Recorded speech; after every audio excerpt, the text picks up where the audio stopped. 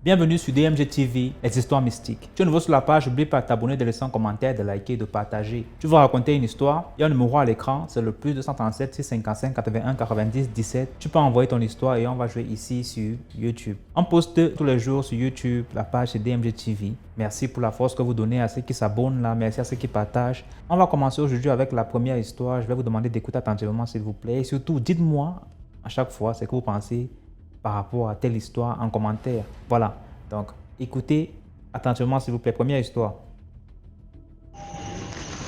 Bonjour DMG, bonjour à toute la communauté DMG. Merci déjà pour ce que vous faites parce que c'est très instructif et ça sensibilise. Du coup, je suis à Yaoundé. L'histoire que je vais raconter, c'est une histoire que j'ai vécue en allant au travail. Vu que je suis pâtissier et notre travail c'est tard dans la nuit, on se retrouve à sortir à 1h du matin pour aller préparer les gâteaux que les gens vont partir vendre le matin. Alors un soir, je prends le taxi, je prends la moto pour me retrouver au travail. Et sur le chemin, on voit un homme qui roule bizarrement. Et pendant qu'il roule, il roule un jar. Dès qu'on a traversé le monsieur, le motoman a même insulté que c'est même quel genre de chauffeur, ça tu as eu ton permis où. Mais ce qui attire mon attention, c'est que dès qu'on avance, je me tourne pour regarder le taximan.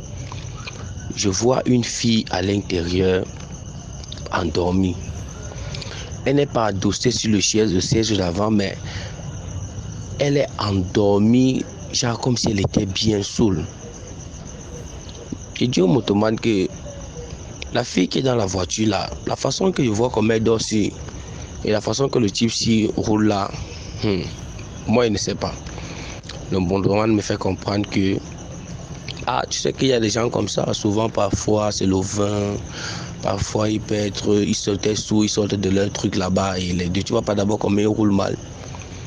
Je dis au motoman que gars, l'histoire si elle louche. La façon que je vois la fille s'y dormir, je sais comment quand même quand une personne est sourde, il y a une façon, mais la façon qu'elle dort aussi, moi ça m'inquiète. Il me demande alors qu'on fait comment. Je lui dis que suivons un peu la voiture ici. On suit le monsieur, il fait demi-tour, il suit le monsieur. Le monsieur roule toujours un genre, mais à un certain niveau. En fait, il faisait ça quand il y avait les gens. Mais quand il n'y avait pas un endroit où il n'y avait pas les gens, il était lucide, il avançait rapidement, il filait. Le motoman a suivi. On a suivi les gens, on a suivi. Après, il a pris une route isolée où il n'y avait plus personne. Le motoman a éteint les phares, on a garé, on a vu qu'il a ralenti. Il a garé la voiture. 2 autres hommes l'attendaient là-bas. Il a fait sortir la fille de la voiture. On voyait qu'ils avaient les torches. On s'est arrêté loin, on avançait à pied. Il a sorti les filles de la voiture. DMG, les hommes masqués en noir. C'est comme s'ils venaient faire la livraison. La fille était raide. On dirait quelqu'un qu'on a saoulé. Comme si elle avait bu les somnifères, peut-être même une boîte ou une plaquette. On l'a balancé comme un cadavre. Quand on a vu comme ça, nous sommes vite retournés à la moto. On a allumé les phares, torché vers eux, crié, klaxonné fort. C'est comme si c'était un camp résidentiel. Les gens ont commencé à allumer les lumières un peu de partout, mais c'était pas un endroit où il y avait trop de maisons. Mais les gens ont commencé à allumer les lumières un peu de partout. DMG, c'est comme ça qu'on a. Les gars ont démarré. Les 2 hommes qui l'attendaient sur place et lui-même sont démarrés la voiture, ils sont partis.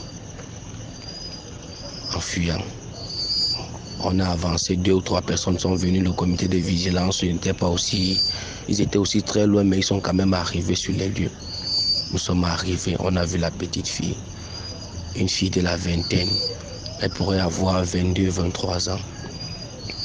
Une fille avec toute l'avenir.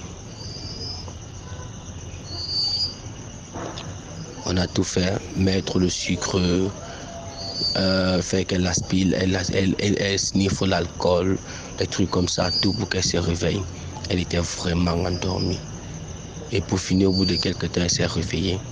Et lorsqu'elle est revenue à LDMG, la façon qu'elle a réagi, on avait l'impression qu'elle avait voyagé. Déjà, elle ne se rappelait de rien. Tout ce qu'elle se rappelait, c'est qu'elle a rencontré un monsieur, puis lui a proposé un pot. Ils se sont arrêtés, ils ont bu ce pot. Elle n'a même pas fini le jus qu'elle avait commandé. Elle se retrouve là. Le dehors est mauvais, mes soeurs. N'acceptons pas les pots de n'importe qui.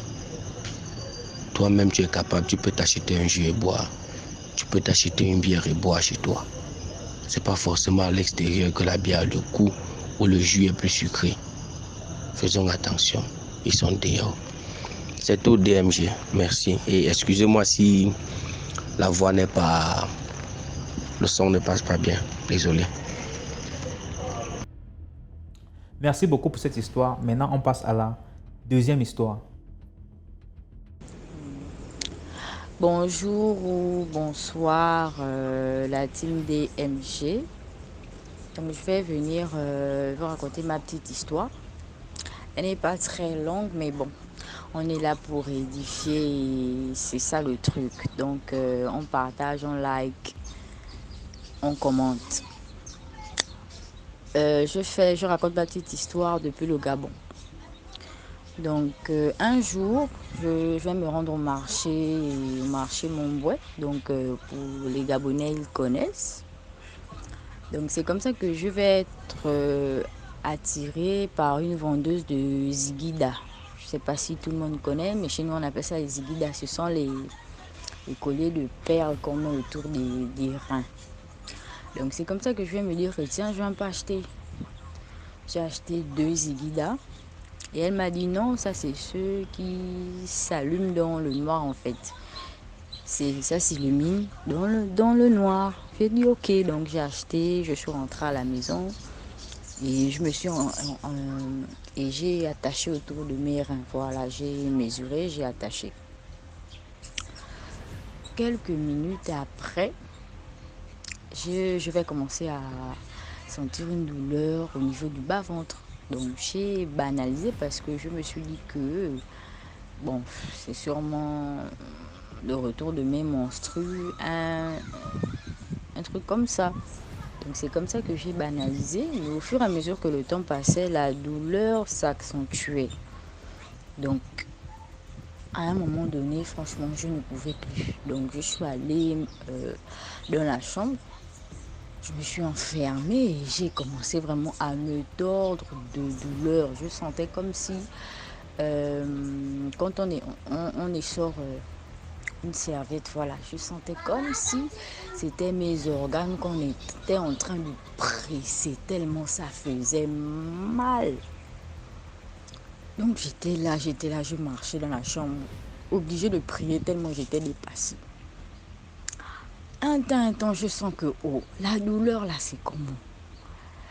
J'avais le genre de douleur déjà que quand tu te fais mal, tu as l'impression que c'est le cœur qui a mal en fait. Le genre de douleur où ça pince le cœur, tu n'arrives même pas à respirer. Donc j'étais maintenant là à genoux dans la chambre. J'étais maintenant à 4 pattes en train de ramper dans la chambre tellement ça me faisait mal. Quand je me suis assise, un cœur me dit que coupe d'abord le ziguida que tu t'es attaché là. Je suis là que, attends, ça c'est qu'elle a fait. Un cœur me dit que coupe le ziguida là. C'est comme ça que je vais ramper. J'avais un vieux morceau de miroir, donc mon miroir s'est cassé et j'avais gardé des morceaux. Donc j'avais rampé jusqu'à la commode et je suis allée prendre ça. C'est comme ça que j'ai coupé maintenant les ziguida là et tout, le collier de perles, le truc est tombé par terre. DMG, je t'assure que dans les minutes, c'est même pas une affaire de 3 minutes, dans les secondes qui ont suivi, la douleur a commencé à s'estomper. Je n'ai rien compris. La douleur a commencé à diminuer petit à petit. J'ai commencé à avoir peur parce que je me suis dit que mon Dieu, Ça, c'est quoi que je suis allée acheter comme ça pour venir attacher sur mes reins, en fait? Qu'est-ce que c'est? Et j'étais là, la douleur ne faisait que s'accentuer. Donc, si la petite voix là ne m'avait pas dit que coupe un peu, peut-être même dans l'heure qui suivait, là, je devais me retrouver hospitalisée à l'hôpital. Oh yo, yo, yo, j'ai mal, oh, j'ai mal, oh, j'ai mal, oh, et tout le reste. J'étais maintenant là effrayée parce que je me suis rendu compte que c'est le Zigida que j'ai acheté là qui a provoqué cette douleur. Donc, la morale de ma petite histoire, c'est vraiment de dire à tout le monde de faire attention. Je dis tout le monde pourquoi. Parce qu'il n'y a pas que les aiguilles qu'on achète dehors. Ça, c'est un bijou pour orner son rein. Mais il y a des bracelets, il y a des chaînettes, il y a des bijoux qu'on achète aussi directement dans les vitrines des bijoutiers et tout. Donc, prions avant de mettre ces bijoux-là sur nos corps parce qu'on ne sait pas avec quelle intention la personne a fabriqué ces bijoux. On ne sait pas quel esprit a été déposé sur ces bijoux-là. Donc quel but ou je ne sais pas, mais c'est vraiment, vraiment important. Et je le dis pourquoi? Parce que l'année qui suivait, je me suis rendue chez une autre dame, j'ai acheté des Zigida, j'ai prié, j'ai porté. Jusqu'aujourd'hui, je les ai et je n'ai jamais eu mal au bas-ventre. Donc ça prouve la suffisance que c'est ce Zigida-là qui était particulier en fait, qui était étrange. Donc c'est vraiment ça la morale de l'histoire. Prions avant de porter les bijoux qu'on a, même si on fait faire, prions avant de porter que c'est très important parce qu'on ne sait jamais. Donc c'est un peu ça. Donc merci, merci. Merci beaucoup pour cette histoire. Là, on passe à la troisième histoire. Bonjour, bonsoir, bonsoir DMG. Bonsoir mon frère. Je t'écoute tous les jours sur Facebook, tes vidéos et tout ça. Vraiment, j'aimerais te raconter ma part d'histoire que j'ai déjà eu à vivre dans un village chez les Bassa, un village dans l'Oignon Ekele, appelé Ekwangombe. Non, j'ai installé l'énergie électrique là-bas avec les plaques solaires. Un village où j'ai vécu vraiment de l'enfer. Il faut vraiment, moi j'ai compris à travers ce village que euh, la prière est très importante dans la vie et Jésus-Christ est réel, il est vraiment Dieu, je t'assure. Dans ce village, j'étais allé pour pour électrifier le village avec l'énergie renouvelable des plaques solaires. Et du coup, j'ai recruté beaucoup de gars d'endroits là, j'ai voyagé avec eux. Arrivé là-bas, on travaillait. Bon, au fil du temps qu'on travaillait, il y a certains vieillards qui me demandaient est-ce que vous allez pouvoir soulever les poteaux aussi? Puisque le camion était venu livrer les poteaux, il fallait qu'on distribue les poteaux dans les différents coins. Oui, après lever avec les fourches et passer les fils dessus. Certains de mes gars boudaient en essayant de mépriser les vieillards. Subitement, l'autre dit aïe, comme ça m'a croqué la poitrine. Voilà comment le sang sort de sa bouche. Il dit mais qu'est-ce qui ne va pas ici? Il me retrouve en train de courir vers les petits centres et pourtant il n'y a pas. Dans un village, tu imagines un village où il n'y a pas de centre. On te dit il n'y a pas de centre et la voiture entre une fois par semaine à cause de la saison pluvieuse. Mon frère, voilà comment dans la nuit, alors on vient me réveiller dans ma chambre. On dit boss, bon viens, c'est grave. Il dit qu'est-ce qui ne va pas. Même ceux qui n'ont pas crié en journée, même ceux qui étaient bien portants tout à l'heure, sont en train de pleurer. Qu'on les attache, qu'on les fait ceci, qu'on fait cela. J'étais dépassé, j'étais glacé. Je regarde un village, il n'y a pas de lumière. Nous sommes venus électrifier le village. Un village qu'à la partir de 20h, tout est à calme. Donc c'est les ténèbres partout. Et on résidait chez le Mbombok, le chef du village. Voilà comment je me retrouve coincé, moi qui suis le patron et qui a pris ses enfants dans les bras de leurs parents depuis Douala. Je me dis, si un enfant meurt ici, qu'est-ce qu'il veut dire à sa famille? Alors, je me retourne vers la prière. Je me retourne vers Dieu. J'avais une petite Bible je prends cette Bible, voilà comment je me mets à lire les psaumes. Le psaume 16, le psaume 22, le psaume 35, le psaume 91 et le psaume 141 pour clôturer. J'essaie d'imiter au moins les pasteurs comme je vois, ils font souvent à la télévision là. Je dis au nom puissant de Jésus-Christ de Nazareth, je déclare que tout esprit maléfique est sur mes hommes que j'ai amenés ici sont venus travailler simplement et non pour chercher des problèmes. Que cet esprit maléfique, je déclare qu'au nom puissant de Jésus-Christ, qu'il soit libéré du corps de mes gars. Voilà comment je prie, mes gars, donc se torturent sur le sol. Au fur et à mesure que je prononce le mot Jésus-Christ, le corps, ils font comme du serpent. Tu te dis, merde, d'autres m'ont commencé à trembler, qui vont fuir le travail, ils vont fuir le chantier, ils vont fuir à pied, marcher à pied pour trouver la voiture, je sais pas, même dans le village voisin. Tu te dis que j'ai prié cette nuit, ces gars ont retrouvé ils ont été rétablis. Tu vois, dès qu'ils reviennent à la vie, ils disent qu'ils ont soif, ils veulent boire de l'eau. J'envoie quelques gars prendre de l'eau à la cuisine du chef. Ils viennent avec de l'eau, je consacre l'eau et le sel à ma manière, avec ma petite foi. Puisqu'il sait que le Seigneur Jésus-Christ lui-même dit dans ses paroles que tout ce que vous demanderez une fois par la prière à mon nom, vous l'obtiendrez. Je donne à mes gars boivent. Voilà comment ils trouvent, les gars retrouvent, ils sont rétablis. Moi, mon tour aussi, comme on dit souvent que après avoir libéré un homme d'un esprit malsain, il faut aussi se protéger de la prière. Il m'a même couché sans prier. Voilà comment on vit alors dans la nuit. Mais, mon frère, on envoie la main dans ma poitrine. On attrape mon cœur, on se met à tirer mon cœur. Je ressens comment le cœur veut s'arracher de mon corps.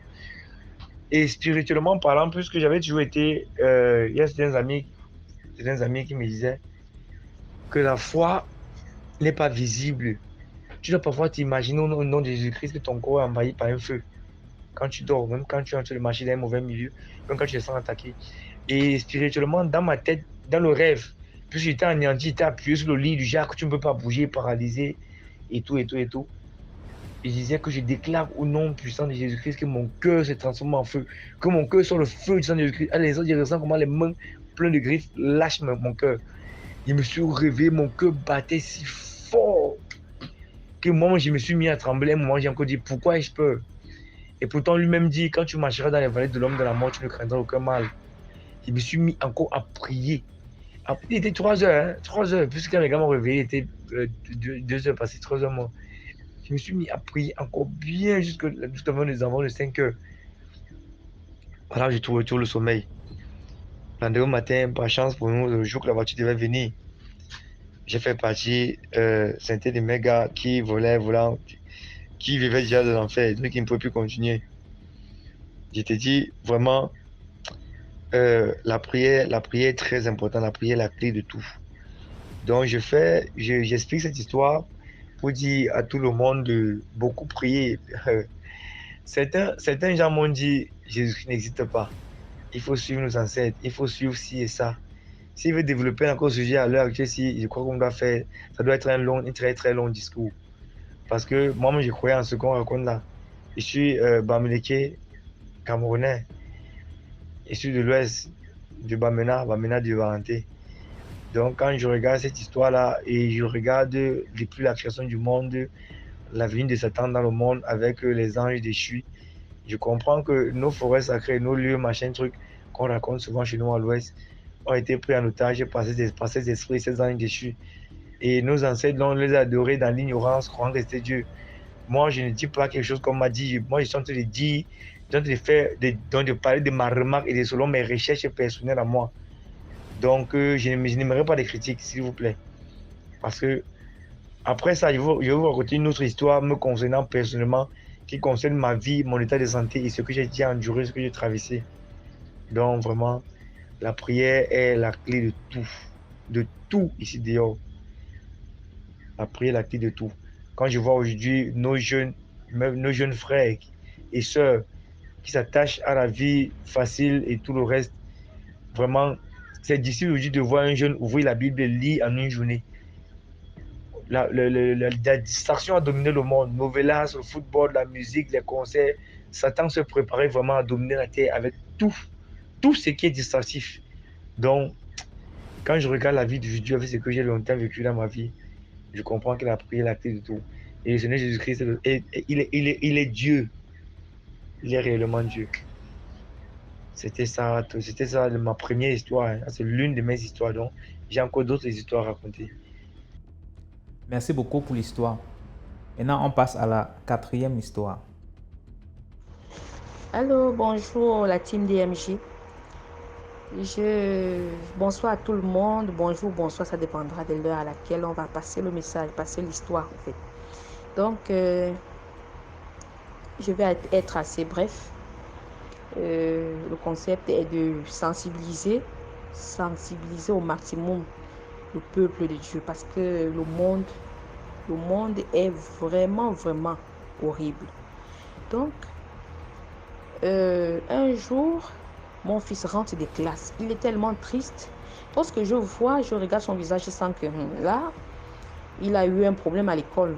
Mais je ne demande pas d'aussitôt parce que d'habitude, lorsqu'il est triste comme ça, c'est quand il a passé la journée sans manger.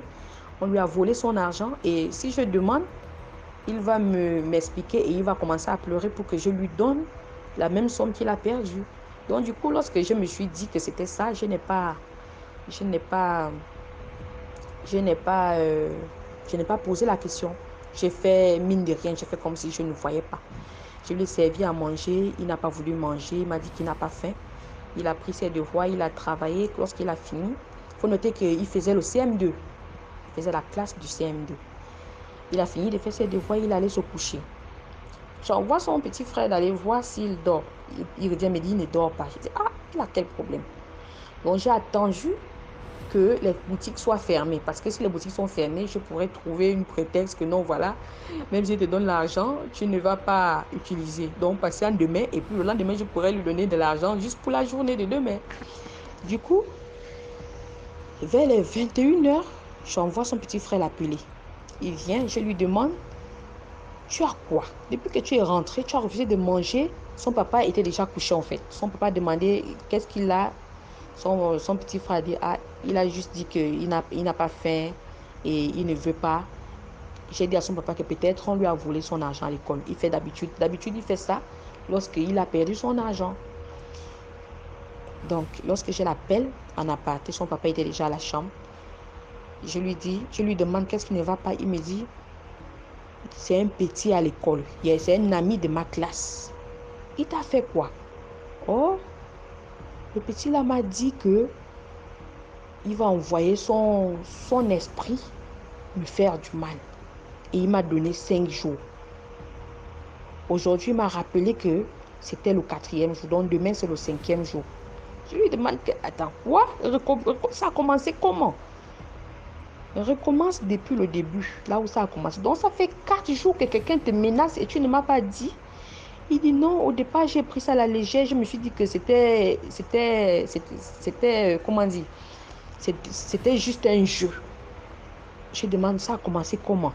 Il me dit, le maître lui a donné la liste une feuille de recopier la liste des bavards. Et et ce petit-là est un turbulent de la classe. C'est lui qui animait. Et ce jour-là, il y avait, je ne sais pas, on appelle ça quoi? Séminaire, un truc comme ça là à l'établissement. Donc tous les enseignants étaient regroupés, étaient réunis dans une salle, dans la salle de permanence. Il y avait réunion toute la journée. De temps en temps, les enseignants venaient juste regarder si les élèves étaient en ordre et puis ils mettaient les exercices au tableau. Donc lorsque vous finissez, le chef de classe ramasse les feuilles, il dépose à l'autre récréation, le maître vient encore mettre d'autres exercices. Et sur la liste des bavards, il y avait son nom avec bis 3 fois. Lorsque le maître a récupéré la liste et puis on a puni tous ceux qui étaient sur la liste. Lorsqu'il est revenu, il a dit à mon fils que tu as mis mon nom, non, tu vas voir. Tu vas voir, je suis un enfant initié. Je suis initié et je vais t'envoyer mon moukoukwé. Mon moukoukwé, c'est ce que le petit lui a dit. Je ne sais pas, apparemment, d'après ce que ma voisine m'a raconté, il y a des ennemis lorsqu'ils initient une personne, enfant ou grand, il y a un esprit, tu as un, je ne sais pas comment ils appellent ça, en tout cas un esprit qui t'accompagne, qui te protège et qui te défend en quelque sorte. Donc si quelqu'un te menace, c'est cet esprit-là qui va lui couper les pieds en premier. Donc c'est cet esprit-là qui va lui faire du mal en premier. Genre les enfants bagarrent, ou bien une personne qui a été initiée bagarre avec, ou bien se chamaille avec une personne, avec, voilà. Donc, lorsque vous vous bagarrez, que tu le gagnes ou pas, il suffit qu'il t'envoie son esprit. Son esprit en question. Je ne sais pas trop les termes qu'on on emploie. Moi, je ne suis pas initiée. Je ne sais même pas comment ça se passe. C'est après cette histoire qu'on m'a vraiment raconté en quelque sorte comment ça se passe. Comment donc les termes et les mots des initiés et tout. Je ne sais même pas comment on prononce ça. Mais le nom de son esprit qu'il avait dit à mon fils, c'était le Mukukwe. Il va envoyer son Mukukwe faire du mal à mon fils. En d'autres termes, il avait dit que tu vas mourir. C'est ce qu'il avait dit à mon fils. Et il avait pris ça à la légère jusqu'à ce que le 4e jour arrive. C'est ce dernier qui rappelle à mon fils que tu te rappelles de ce que je t'avais dit là. Aujourd'hui, c'est le 4e jour. Et demain, c'est le 5e jour. Tu vas mourir. Donc, quand mon fils est rentré, il avait tellement pleuré. J'ai vu ça sur son visage, mais je me suis dit que il avait égaré son argent. Et je demande à mon fils, lorsqu'il t'a dit ça, qu'est-ce que tu as dit? Il dit toute la journée, il a pleuré. Je demande, mais tu as pleuré? Le prof, le maître, autant pour moi, le maître n'était pas là. Il dit, le maître était là. Le maître m'a même demandé, et il dit ceci, tu as montré que tu es une balance, tu es une balance. Tu aimes balancer les gens. Tu as écrit mon nom en disant que j'ai bavardé, alors que le maître n'était pas là. Je t'ai bien dit de ne pas écrire mon nom, tu l'as fait. Tu l'as fait, tu ne me connais pas. Donc, sois-en sûr que mon Mukukwe ne va pas te pardonner. Parce qu'on m'a puni, j'ai travaillé sous le soleil. On m'a mis à genoux, j'ai eu mal au genou. Mon Mukukwe aussi a eu mal au genou, donc il va te faire du mal. Je t'ai donné 5 jours. Donc, le 4e jour, il rappelle à mon fils et mon fils lui demande pardon. Je te demande, il dit le fait est fait. J'ai travaillé ce jour-là et il n'y a pas de pardon. Il a insisté. Lorsqu'il pleurait, d'autres amis de la classe sont venus lui demander pardon. Lorsqu'il demande pardon, il fait genre comme s'il faisait les incantations dans son sac. Il fait comme s'il faisait les incantations et tout et tout. Après, il dit à mon fils que le Mukukwe a refusé son pardon. Le Mukukwe ne veut pas de son pardon. Il va exécuter ce qu'il avait prévu faire. Je lui demande, mais pourquoi tu n'as pas dit au maître? Il dit, il dit, les autres ont dit non. Comme il y a l'un de leurs amis qui a dit, il ne faut pas dire au maître. Si tu dis au maître, il va encore, le Mukukwe va être encore 2 fois plus fâché. Donc, vu que il a invoqué son esprit parce que tu l'as trahi. Si tu peux encore le trahir, ça ne va que faire empirer les choses. Donc, il n'a pas dit. La nuit même, il était 22h ou 23h. J'ai appelé le fondateur de l'établissement. Lorsque j'ai appelé, il était endormi. Je lui ai dit, c'est une situation que je viens à peine d'apprendre. Mon fils est même encore éveillé avec moi, donc je ne peux pas garder ça pour moi. Donc, je vous appelle. Ce n'est pas que j'ai peur, mais c'est pour que cet enfant arrête de traumatiser les enfants. Mon fils est au CM2 et il doit passer son examen. On est presque à la fin de l'année. Et lorsqu'il arrive ce genre de choses, il risque d'échouer son examen. Donc, voilà, j'ai expliqué. Il m'a dit, demain matin, venez à l'établissement. Venez à l'établissement avec votre enfant et tout. Le lendemain matin, j'ai fait part à mon mari. Il a pris ça à la légère. Moi, je suis allée avec l'enfant. Donc, ils sont allés, mon mari les a accompagnés à l'établissement vers les 8h30. Moi, je les ai suivis. Lorsque je suis arrivée, l'élève était déjà là. Malheureusement, les parents étaient déjà partis. Donc, très tôt le matin, le fondateur avait appelé les parents de l'élève en question. Donc, j'avais donné le nom de l'élève et la classe. Donc, le fondateur a appelé très tôt les parents de l'enfant. Ils sont arrivés. Et malheureusement, ils sont repartis. Je suis arrivée, on a appelé l'enfant. On lui a posé les questions devant moi et devant mon fils. Qu'est-ce que vous avez dit à tel jour? Il dit non, je disais ça pour blaguer. Tu disais ça pour blaguer? Mais qui t'a mis les propos comme ça, les paroles comme ça dans la bouche? Tu as déjà entendu? Non, je n'ai jamais entendu ça à qui que ce soit. Le fondateur a dit non, tu vas dire la vérité. Je dois dire la vérité. J'ai dit ok, comme les parents sont partis, je préfère rentrer, je reviens le lendemain. Je reviens le lendemain et pourtant j'avais bel et bien confirmé ma présence. Je serai à l'établissement le lendemain matin à telle heure, au plus tard 8h30. Et j'y étais à 8h au trop 15. Les parents étaient déjà partis. J'ai dit au fondateur et au maître du CM2, il y avait tous les maîtres du CM2, il y a 4 CM2 dans l'établissement, tous les maîtres étaient là. Je leur ai dit, je préfère rentrer et le lendemain, je reviens quand les parents seront là. Parce qu'il ne faudrait pas que ce soit que les parents prennent ça comme si on avait intimidé leur enfant, quoi. Donc, je préfère rentrer. Ils ont dit, d'accord, c'est plutôt bien. Je suis rentrée le lendemain. Nous sommes arrivés, le maître, les parents de l'enfant étaient là. Et voilà, on interroge l'enfant. On lui demande, tu as appris ça où? Il dit, non, c'est pendant les vacances au village. Au village, j'étais allée en province et il y avait des jeunes qui étaient initiés. Ils avaient leur moukoukwé. Et c'est comme ça, je ne pouvais pas, ils pouvaient me bastonner, mais moi, je ne pouvais pas rendre et tout et tout.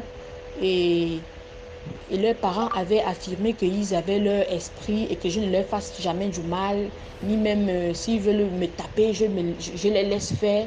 Et du coup, donc, depuis la rentrée, je fais ça avec mes amis. Je reprends la même chose avec mes amis juste pour leur faire peur. On a dit, ah bon, donc c'est comme ça que tu sais que une chose est mauvaise, tu intimides tes amis avec. C'est comme ça que mon fils dit, toute la classe a peur de cet enfant-là. Toute la classe a peur de lui. Parce que depuis la rentrée scolaire, il fait ça. On a dit, ah bon. Et personne n'a jamais osé le trahir parce qu'il disait que si quelqu'un le trahit, le moukoukwé va agir. Et étrangement, le maître dit, c'est un enfant très très turbulent. Mais il n'y a jamais, curieusement, il n'y a jamais son nom sur la liste des bavards. Il n'y a jamais son nom sur la liste des bavards.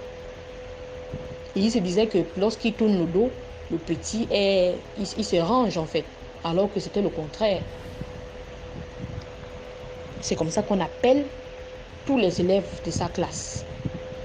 Il intimidait les élèves de sa classe, y compris les élèves des classes voisines. Lorsque les élèves sont arrivés, il y a une élève qui dit, il a même le nom.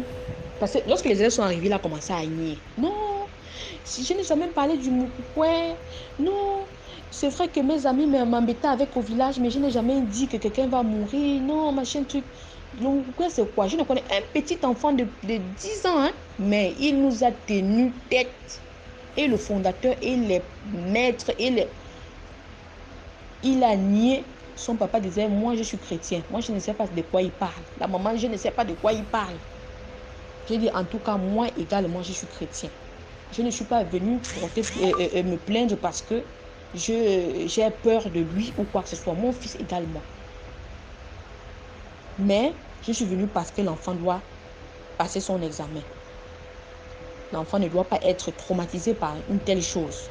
Et l'enfant m'avait déjà au préalable dit que que cet élève fait ça avec tous les élèves de la classe. Et c'est un établissement où ils ont toujours un pourcentage net. Ils sont toujours à 100%, au moins 99%. Donc, c'est comme ça les élèves disent, il a écrit moukoukwé sur son sac à dos. On a envoyé l'enfant aller prendre son sac à dos, il avait écrit moukoukwé sur tout son sac. Les parents disent, n'ont jamais remarqué que c'était le mot moukoukwé qui était écrit sur le sac. Bon, à un moment donné, on s'est demandé si les parents n'étaient pas complices de tout ça. En tout cas, en quittant de là, cette année, c'était l'année dernière, mon fils est au collège maintenant. Au sorti de là, le fondateur avait exigé que le sac de l'enfant soit changé et que cet enfant ne prononce plus jamais ce mot-là.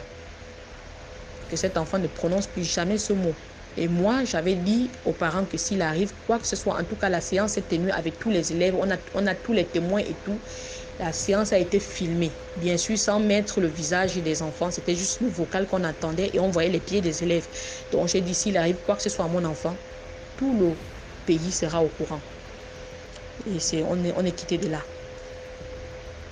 Donc, au sortir de là, les enseignants se parlaient entre eux en disant, il y a des enfants que lorsque eux, enseignants, lorsqu'ils punissent les enfants, lorsque parfois ils ont l'habitude, bien sûr, le fouet est interdit à l'école, mais il arrive parfois lorsque les élèves font sciemment de nuit aux enseignements, ils prennent le fouet et on va taper un coup chacun. Bien sûr, pas très fort, mais pour châtier un peu l'élève, parce que parfois les punitions ne suffisent même plus. Il dit parfois quand il tape, il y a des enfants que quand ils regardent, quand l'enfant le fixe, lui l'enseignant dans les yeux, il a la chair de poule. Donc il y a les enfants que eux là, ils ne touchent pas. Ils ne touchent pas. Quand ils fouettent, quand ils arrivent sur l'enfant te regarde là, tes cheveux se hissent sur la tête. Tu sens que non, lui là, il n'est pas simple, il passe. Donc il faut vraiment tenir compte de ce que nos enfants nous disent. Il faut tenir compte de ce que nos enfants nous disent. Et il faut surveiller les enfants. Même quand l'enfant ne parle pas, il faut savoir observer son enfant. Il faut savoir comprendre son enfant. Certes, tous les jours, les enfants se plaignent. Oh, tel m'a fait ceci, tel m'a dit ceci, tel m'a dit ceci, tel m'a insulté. Mais quand ça sort de l'ordinaire, il faut taper la main sur la table. Donc, voilà. C'était pour attirer l'attention des parents vis-à-vis de leurs enfants. Merci pour l'histoire. Là, on passe à la 5e histoire. Bonjour DMG, bonjour à la famille, parce que nous sommes déjà une famille. Je voudrais partager une histoire que j'ai vécue à Douala, résidente à Yaoundé. Oui, j'ai vécu ça à la base Elf, à Douala. Parce que chaque fois que je vais à Douala, comme c'est une ville que j'aime bien, je vais souvent à la plage. Bon, quand le vent me frappe au visage, je repense à ma vie, à mes problèmes. Ça fait au moins 9 ans, cet incident-là. Bon, cette fois-là, j'avais rendez-vous avec un ami à Akwa. Mais je me suis d'abord arrêtée à la base Elf parce que je voulais que lorsqu'il m'appelle, que je sois quand même déjà prêt. J'ai dit, bon, je vais à la base Elf comme je vais souvent. Bon, et ça avait un peu changé parce que ça faisait quand même des années que je n'étais pas arrivée là-bas. C'est un peu plus organisé. Les photographes font les tenues. C'est vraiment très beau. Ça a changé. Ça avait changé. Bon, quand j'arrive, je vois, c'est tous les photographes qui m'appellent. Madame, venez, je vous fais une photo. Bon, tout ce que je voulais, c'est m'asseoir sur un caillou devant quelque part et laisser le vent taper sur mon visage. Donc, je leur disais à chaque fois, je ne veux pas les photos. Je ne veux pas les photos. Il était peut-être 11 heures, hein. Ça faisait pas tard. Après, finalement, il y a un photographe qui s'approche de moi, tout souriant. Il me dit, madame, je vais vous faire de belles photos. Je dis, ok. Vous me dérangez tellement que j'espère que quand je vais me filmer, vous n'allez plus me déranger. Faites-moi donc une photo. Il me dit, non, attendez, je vais vous amener toujours là à côté. Mais là-bas, les photos sont un peu plus belles. C'est comme ça qu'il me tient par la main. Vraiment, on devient comme des amis. Et je remarque que les gens qui sont là, tout le monde le salue. Bon, on prononce son nom. Oh, c'est comment et tout et tout. Il est vraiment familier à beaucoup de personnes. Je lui fais aussi confiance. Bon, maintenant, il me dit, là où il m'amène, moi, je vois toujours les gens. C'est pas très loin, c'est toujours là. Mais comme moi, je ne maîtrise pas les secteurs. Donc, quand je suis assise sur les cailloux, je vois les gens en haut, ils passent. Mais moi, eux, ils ne me voient pas, mais moi, je les vois. Donc, je dis, bon, si les gens passent quand même, c'est pas dangereux. Il me met devant un caillou. Il y a les lianes qui cachent parce que les gens ne nous voyaient plus, hein, là où nous sommes allés. Les lianes cachent. Et à l'intérieur, je vois des cailloux. C'est un peu sale. Je dis donc, pourquoi tu m'emmènes ici? Ça a l'air sale, hein? Il n'y a pas les serpents. Il me dit non, qu'est-ce que tu racontes? J'ai dit aussi comme ça, hein? Il dit non. Je portais une longue robe pagne, tissu pagne, avec une jolie sandale vraiment très délicate. J'avais un sac à main. Il me met sur un caillou, il me dit non, et sur ce caillou, si je tombais, j'entrais dans l'eau. Il me dit non, fais des photos là, tu es une très belle fille. Je lui dis comment tu sais que je ne suis pas de Douala? Il me dit non, mais le timbre de ta voix, c'est pas la voix d'une personne qui vit à Douala. Je dis effectivement, je viens de Yaoundé. Je lui fais même entièrement confiance, on se met à causer de tout et de rien. Oh, il me dit, comment depuis je te filme sur le caillou là, tu ne tombes même pas? Tu es une sportive? Je dis non. Ah, c'est comme ça, comme j'aime aussi les photos, c'est pour ça que je ne tombe pas. Après, bon, il me dit, tu ne vois pas que c'est bien ici? Je dis oui, effectivement. Depuis que je suis ici, je me sens bien. Surtout que quand je viens ici à la plage, je veux que le vent me frappe au visage. Je ferme les yeux, je suis bien. Il me dit, bon, comme je n'ai pas la monnaie, reste ici. Je m'en vais te chercher. Il m'en va chercher la monnaie. J'ai fait peut-être 3 photos. Il s'en va. Je dis DMG, je me sens carrément bien. Je pense à mes problèmes, je n'ai pas de mari, je n'ai pas de travail, alors que j'ai fini de fréquenter, je ne suis pas une laide femme. Et c'est difficile. Bon, c'est vrai que j'avais une petite fille avec qui je suis venue, mais on n'est pas allé ensemble à la plage. Je me sens vraiment bien. Il a mis long, mais moi, j'étais à l'aise. Après, il revient, il a un peu un air étonné. Mais je ne comprends pas pourquoi. Après, il revient, me dit, quand je te regarde, je t'ai même touché là, quand je te filmais, je touchais tes bras et tout. Vraiment, il faut remercier ton père et ta mère, tu as un bon corps, hein. Alors, je dis, ouais, laissez-nous les flatteries des gens de Douala, si, ouais.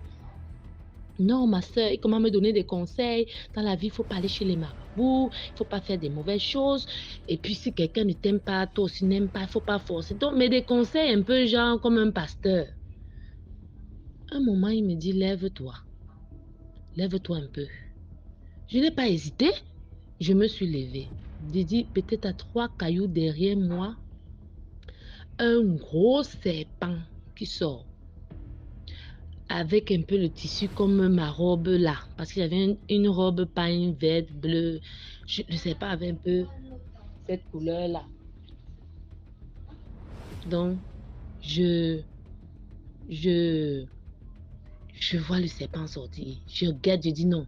Si je saute dans l'eau, je peux me noyer. Parce que pour que j'arrive de l'autre côté où les gens me voient, je ne sais pas s'ils vont me voir. Si je marche devant comme ça, le serpent là, qui est encore en train de sortir et qui est gros comme ceux de National Geographic là, peut-être il va me choper. Mais là, il fallait que je réfléchisse vite. Il me dit, restons debout là. Mais je l'ai lâché, j'ai laissé même mon sac et j'ai couru jusqu'à la seule sortie où je pouvais. Et quand je saute là comme ça, je tombe par terre, mon habit se déchire un peu à la poitrine partout. Et c'est là que tout le monde est étonné que mais qu'est-ce que cette dame tombe par terre comme ça? Je me mets à m'exclamer comme chez nous ici à Yaoundé. Et anti Wama, anti Zamba, aïe aïe aïe.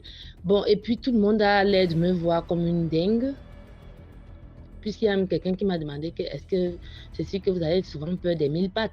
Mais il y a un monsieur qui a dit à sa femme, mais non, quand quelqu'un se plaint, il faut essayer. Je lui ai dit non, allez un peu regarder. Le photographe est encore là-bas et j'ai laissé mon sac là-bas. J'ai vu un gros zèbre. Je dis, après le monsieur, il sort de cet endroit en riant et il me fait passer pour une ridicule. Parce que presque personne ne marque. Je dis qu'il vient de voir un serpent. Notre dame me dit, madame, regardez votre habit est déchiré. Je dis que l'habit ci ne me dit rien. Je viens de sortir d'une situation compliquée. Même si on voit mes soutiens, ça me dit un don. Je vois que là, on ne prend pas très au sérieux. Et il se met à nier. Il me dit non, c'était pas le serpent. Je dis merde. Je dis à monsieur, repartez un peu là-bas. J'ai même laissé mon sac là-bas, pardon, je ne peux plus partir là-bas. J'étais encore en train de sortir quand je... Maintenant, le monsieur s'en va, il ne voit rien. Et il me rapporte quand même mon sac. Je dis merci. J'essaie de vouloir le confronter. J'ai dit que j'ai vu quelque chose. Mais je vois, il me regarde un peu, il est un peu apeuré. Il me regarde, il ne comprend pas. Il ne comprend pas. Mais il ne veut pas accepter que c'était le serpent. C'est là qu'il y a un problème entre lui et moi. Finalement, on ne se retrouve rien que nous deux. Les gens, ils vont qu'à leurs occupations. Et c'est là qu'il me dit, non, moi je connais le genre de serpent-ci, il ne mange pas les hommes. En plus, hein, c'est le genre de serpent qui mange seulement les poissons. Je dis, ah bon? Tu sais que moi je ne connais pas. Hein. Je dis, oui. Quand je prends la moto, je demande au motoman que bon, mon frère, il y a les serpents qui ne mangent pas les hommes, ils mangent seulement les poissons. Il me dit, mais non, ça n'existe pas. Il ne voulait pas te faire peur. Mince. Maintenant, quand j'appelle ma famille, on me dit non, quand tu iras chercher tes photos, passe d'abord à la police qui est à côté de la base Elf. Fais-toi accompagner par un policier. Je dis ok, je vais me faire accompagner le jour que je prends mes photos. J'arrive au poste de police, un monsieur à la réception, un policier me dit, madame, qu'est-ce que vous faites ici? Entre-temps, il y a d'autres personnes, je ne sais pas ce qu'ils font là, d'autres civils comme moi. Quand je commence à expliquer la situation, que non, je me suis filmée ici à la base, il y a un photographe, vraiment, je ne sais pas. Moi, j'ai vu un serpent, il me dit que ce n'est pas le serpent. Moi, j'ai peur d'aller prendre mes photos. Moi, je ne sais pas. Je suis dépassée, je suis de passage à Douala, mais je n'ai jamais vécu ça. Et il fait tout pour que je n'explique pas devant les autres civils. Bon, moi, je me dis, peut-être qu'il va m'aider. Je ne comprends pas qu'en fait, il ne veut pas que les autres écoutent cette histoire. C'est après que j'ai compris. Maintenant, quand surtout derrière, il me dit, non, non, non, allons, tu peux me montrer le photographe là. Je vais l'arrêter. Je dis, pardon, avant de l'arrêter, attends d'abord, il me donne mes photos. Parce que moi, j'aime beaucoup les photos. Il me dit, oui, il y a les gens qui sont compliqués. Je lui dis, non, mais après analyse, je me rends compte qu'il y a plusieurs personnes qui viennent ici à la base, Elf. Je vois souvent même à Canal 2, on dit telle personne s'est suicidée. Je pense que si je mourais là, on allait dire que non, elle n'a pas le travail, elle cherche le mariage. Bon, personne n'allait peut-être croire que je me suis fait avoir parce que quand lui, il dit que ce que j'ai vu, ce n'est pas le serpent, alors que moi, j'ai clairement vu un gros serpent, ça veut dire qu'il y a problème. Tout ça, je fais la confidence au policier en marchant pour aller retrouver le photographe. Il me dit, oui, tu as raison, tu as raison. Maintenant, quand on arrive devant le photographe, il y avait toujours du monde et tout le monde est sympathique avec lui parce que c'est un monsieur très sympa. J'ai oublié son nom. C'était un monsieur que tout le monde aimait. Et quand il me voit avec le policier, il se contracte un peu. Moi, je suis là, je suis confiante que oui, je suis avec le policier. Après, le policier ne dit rien. Il ne gronde pas le photographe. Il ne lui demande même pas quel incident il y a eu avec la dame. Il se met plutôt à apprécier les photos du photographe. Moi, je regarde le policier, mais est-ce que c'est comme ça qu'on s'est entendu? Non, monsieur, vous faites de belles photos, hein? Vraiment, c'est bien. Hein? Je reprends donc mes photos.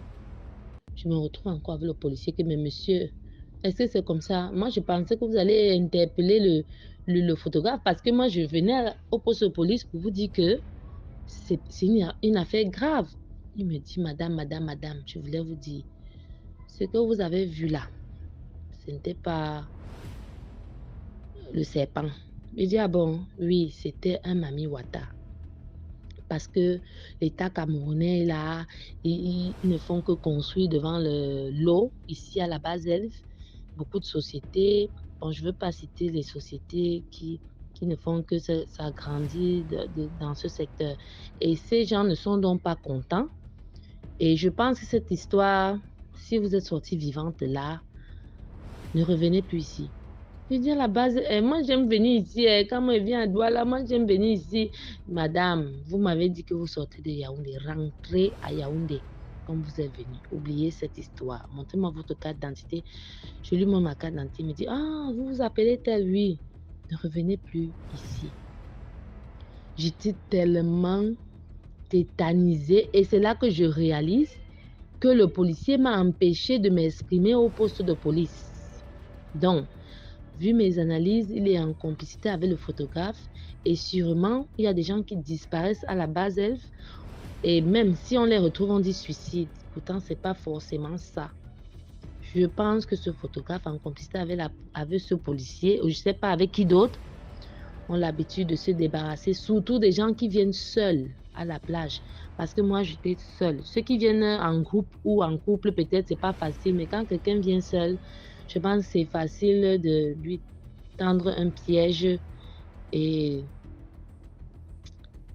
de ne pas s'en sortir. J'ai fait plus d'1 mois, je ne dormais pas bien Je pensais toujours à cette histoire. Les gens me disaient, oh, c'est sûr que tu vas mourir.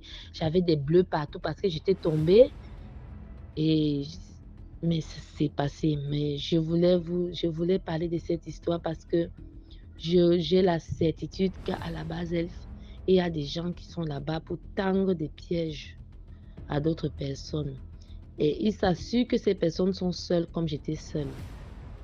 Et que ces personnes ont des problèmes parce que beaucoup de personnes aiment se placer devant la plage et penser à beaucoup de choses. Ça fait du bien de s'asseoir tout seul. Bon, moi, j'aime la solitude. Mais depuis cet incident, surtout que le policier m'a menacé de ne plus remettre les pieds là-bas, je ne suis plus allée là-bas. Quand je vais à Douala, je ne vais plus de ce côté. Bon, c'était un peu cette histoire. Je voulais attirer l'attention des uns et des autres. Surtout sur ces personnes qu'on voit toujours de loin, très sympathiques et tout. C'est ces gens qui font des choses pas bien. Bon, c'est tout ce que je voulais raconter. Bonne soirée à vous. Merci beaucoup pour l'histoire. Là, on passe à la 6e histoire. Bonjour DMG, je suis un Congolais. Donc, ce qu'on dit en français, donc je suis zaïrois. Bon, avant notre pays, c'était les Zaïre et maintenant, c'est les Congo démocratique, République du Congo. Alors, je suis très content pour le travail que vous êtes en train de faire et que c'est bon pour sensibiliser les gens et tout ça. DMG, j'ai une histoire que je voulais partager aux autres aussi dans notre communauté africaine, quoi. Il y avait une fille qui m'a raconté. La fille là, elle avait trop de problèmes. Donc, elle ne pouvait pas rester avec un homme ensemble. À tout moment, si peut-être son copain, ils restent ensemble, ils avaient toujours des problèmes et que le copain lui laisse. Et que même si quelqu'un lui poursuit, et ils sont ensemble, mais ça ne marchait pas. Et alors, il y avait un gars qui était leur voisin. Alors, leur voisin, une fois comme ça, leur voisin, il lui a appelé. Il a appelé un peu la femme là, parce qu'elle était restée un peu seule. Et il lui a demandé, qu'est-ce qui ne va pas avec ta vie? Et la personne a dit, non, je ne sais pas comment c'est. Et les gars là lui a dit, c'est un blanc. Ça s'est passé ici en Europe. Et que les gars là lui a dit que moi je vois, il y a toujours quelqu'un qui vient dans ta maison et qu'il ouvre la maison et qu'il entre dans ta maison. Chaque nuit, moi je le vois. Est-ce que tu connais cette personne-là? La femme l'a dit, non, moi je ne connais pas la personne-là qui vient dans ma maison. Ok.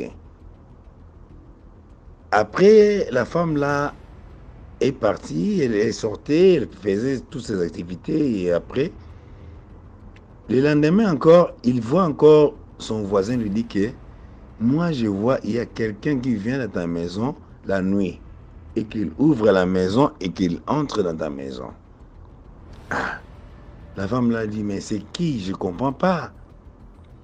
Parce que les gars là, il fut un prêtre exorciste. Mais il a retired. Comment je veux dire? Retired, c'est-à-dire il n'est plus encore prêtre et puis il est seulement quelqu'un avec, je ne sais pas, avec sa famille. Il était resté seul.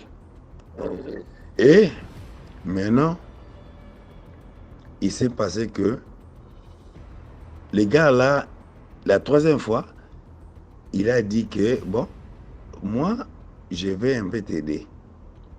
Il a dit à la fille là, moi je vais t'aider. Le lendemain, le matin, je vais venir dans ta maison. La femme l'a dit, il n'y a pas de problème. parce qu'ils sont des voisins. C'est un blanc. Et après, la femme là, congolaise, elle a subitement vu les gars là, il est venu avec un box, une bouteille. Comme les bouteilles là qu'on met les honey, comme les bouteilles là qu'on met les jam et tout ça. Mais à l'intérieur là, il y a quelqu'un là à l'intérieur. Et que quelqu'un là qui bouge, mais il a fermé la bouteille là. Donc c'est un box, hein, comme une boîte, quelque chose comme on met les jams, comme on met les honey, quelque chose comme ça. Il y avait quelqu'un là à l'intérieur.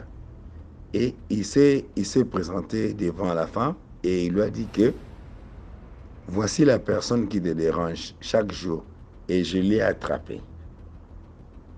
Ah, la femme là a vu les images là. La personne qui était à l'intérieur, c'était son oncle. Il était tout nu, en train de tourner à l'intérieur là. Et le gars là lui a demandé, est-ce que tu veux que je puisse tuer cette personne ou bien que je puisse lui laisser en vie? Et la femme là a dit que il faut le tuer. Et il a fermé les trucs avec quelque chose comme les plastiques comme ça. Il a mis ça au-dessus. Il est parti. Et le lendemain, on lui apprend que son oncle est décédé. Et elle a raconté l'histoire dans sa famille. Donc son oncle maternel, c'est lui qui était comme quelqu'un qui venait pour faire du mal à la femme. Merci beaucoup DMG. C'est ça mon histoire. Merci beaucoup pour l'histoire. Maintenant, on va passer à la 7e histoire. Bonsoir DMG TV et vraiment, vraiment, je voudrais d'abord te dire merci infiniment pour l'initiative. Vraiment, ça nous permet vraiment de faire attention à tout ce que l'on peut faire. En fait, moi, je suis un jeune homme de la ville de Douala, plus précisément à Akwa. Ok, et moi, je viens là pour raconter ma propre histoire à moi. Donc, c'est ce que j'ai vécu dans un hôtel de la place à Bonanjo. L'hôtel est très, très reconnu même. En fait, moi, je suis barbier et j'aimerais dire à mes collègues barbiers de faire très attention à des choses à domicile. Qu'ils arrêtent très souvent d'accepter tout ce qu'on leur propose d'aller faire à domicile parce que vraiment, c'est pas bon. Bon, me voici, j'ai un monsieur que j'ai l'habitude constamment de coiffer. Vous voyez un peu? Bon, un jour, le monsieur m'appelle, il me dit qu'il voudrait que je vienne le coiffer à l'hôtel. Étant tout excité, puisque nous sommes dit hop chercher l'argent et tout, j'apprête mon matériel et tout, j'arrive à l'hôtel, on appelle la chambre du monsieur, il décroche bien, mais quand j'arrive, le monsieur n'y est pas. Je dis, oh, ok, c'est pas grave. C'est là où, effectivement, j'arrive dans le monsieur, et moi, je suis resté calme, tranquille. J'étais dans la chambre tout seul, le monsieur n'y était pas. À un moment donné, je ressens des bruits au niveau des toilettes. Je ne parle pas, rien, je suis serein, tranquille, parce qu'avec ces gens-là, il ne faut jamais montrer que l'on a peur. Plus tu montres que tu as peur, plus on peut t'atteindre facilement. À l'instant, tu es même en tabac, et c'était bon pour toi. Je suis resté serein, je fais comme si je n'étais pas intéressé. Et je vois le monsieur apparaître à l'intérieur des toilettes, il sortait des toilettes, avec une serviette et tout, dénudé franchement. Donc, c'est là où je dis, ok, c'est pas grave.